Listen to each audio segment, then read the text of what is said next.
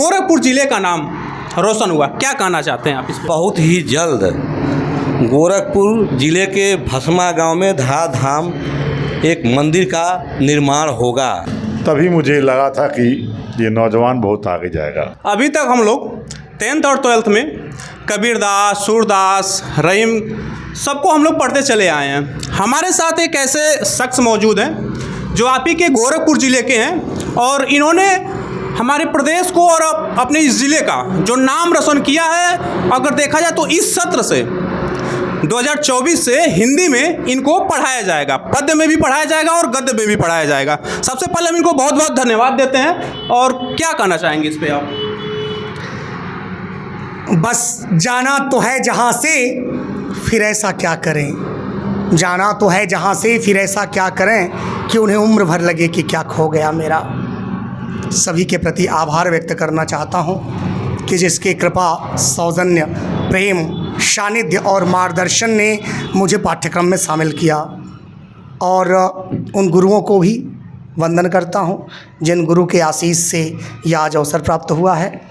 लेखकों के प्रति भी मैं धन्यवाद ज्ञापित करता हूँ। डॉक्टर रामकृपाल राय, प्राचार्य सर्वोदय किसान पीजी कॉलेज को, डॉक्टर अमिताभ जी कवि, साथ ही साथ सुनीता सिंह सरोवर जी को और आरसी यादव को, जिन्होंने गद्य पद्य अर्थात हमारे ऊपर बेहतर कविता लिखी।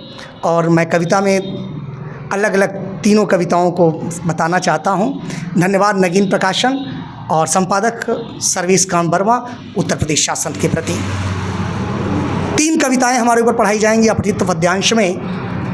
पहला है कि सौरभ के कर्मों से देखो महके धराधाम, मानव सेवा खातिर ही चलते हैं विराम।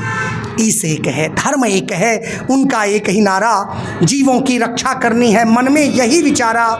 ईश्वर के बंदे हैं सारे, कर्म करो निष्काम, मानव सेवा खातिर ही चलते हैं विराम। ये रामकृपाल राय जी ने लिखी थी, बहुत बेहतरीन कविता, बोर्ड ने बड़ी सराही। दूसरी कविता है कि हृदय में वेदना उठती तड़फता दिल हमारा है, धर्म के नाम पे लड़ता क्यों मनुष्य देखो विचारा है। किसी को राम है प्यारे, किसी को है खुदा प्यारा, कहीं अरदास गुरुओं का, कहीं ईसा का जग न्यारा। रहे मिल एक सब हम, मिले सद्भावना जग की। ये अमिताभ पांडे द्वारा और आरसी यादव जी के भी 2 पंक्तियाँ लिखी गई हैं। 2 अपठित गद्यांश है जो बेहतर है, बच्चे पढ़ेंगे, स्वयं देखेंगे। 10 और 11 में हमारे जीवनी पे पूरा निबंध पढ़ाया जाएगा। मैं सभी के प्रति आभार व्यक्त करता हूँ। मन अत्यंत आह्लादित है कि आज इन विभूतियों को अपने बीच में पा करके, ये वो विभूतियाँ हैं कि जिन्होंने बचपन से शैशवावस्था से तरुणाई अवस्था को लेकर के प्रौढ़ावस्था तक आज आशीर्वाद दिया और उस आशीष से आज अभिसिंचित हो रहा हूँ। बहुत बहुत आभार। अपने ज़िले के एक संत को किताबों में पढ़ाया जा रहा है, कैसे देखते हैं आप इन चीज़ों को? हमें तो बड़ी प्रसन्नता हो रही है और चूँकि आज जन्मदिन इनका है, हम लोग गोरखपुर से चल कर के यहाँ आए उनको बधाई देने।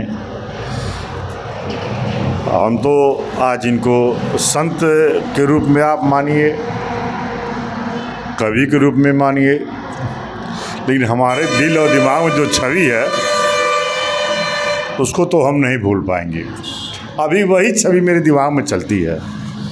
सौरभ जी आज से 20 साल पहले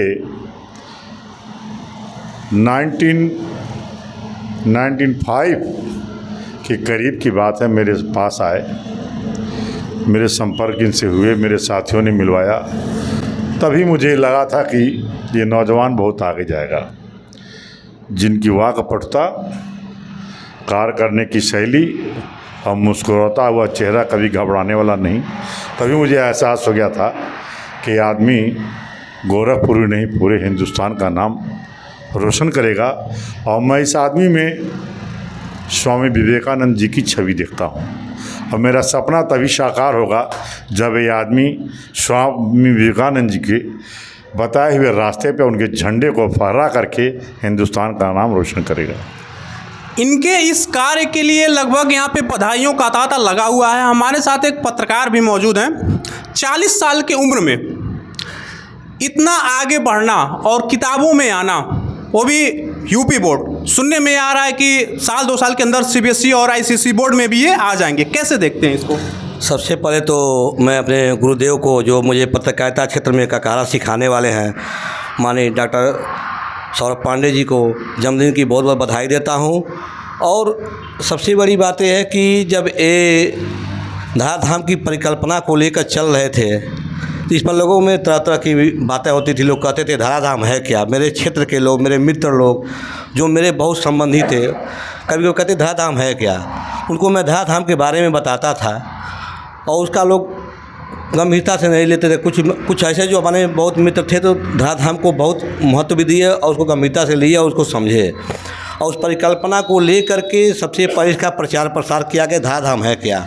और देश से विदेश तक इन्होंने अपने धराधाम के बारे में डंका बजाया और कई पुरस्कार लेकर के वहाँ से आए, इंटरनेशनल तक के पुरस्कार लेकर के ये आए और धराधाम का प्रचार प्रसार चल रहा है। अब बहुत ही जल्द गोरखपुर ज़िले के भस्मा गांव में धराधाम एक मंदिर का निर्माण होगा और उस परिकल्पना पर हम लोग काम कर रहे हैं। अभी प्रचार प्रसार चल रहा है, अब बहुत जल्द ही उसकी नींव पड़ने वाली है और कुछ काम हो चुका है उसमें। हमारे साथ विनय श्रीवास्तव जी भी हैं, जो एक वर्ल्ड रिकॉर्ड होल्डर भी हैं और इनका नाम भी किताब में दर्ज है। गोरखपुर ज़िले का नाम रोशन हुआ, क्या कहना चाहते हैं आप इस पर? बहुत अच्छा लग रहा है। आज सवार शिरोमणि संत डॉक्टर सौरभ जी का जन्मदिन है। हम लोग उनको जन्मदिन की बधाई देने आए हैं और किताब में नाम छपना बहुत बड़ी बात होती है। जो बच्चों को पढ़ाई, इंटर, हाई स्कूल, इंटर के बच्चों को पढ़ाया जा रहा है तो बहुत बड़ी उपलब्धि है और हम लोग की हार्दिक शुभकामनाएं इनके साथ हैं। धन्यवाद।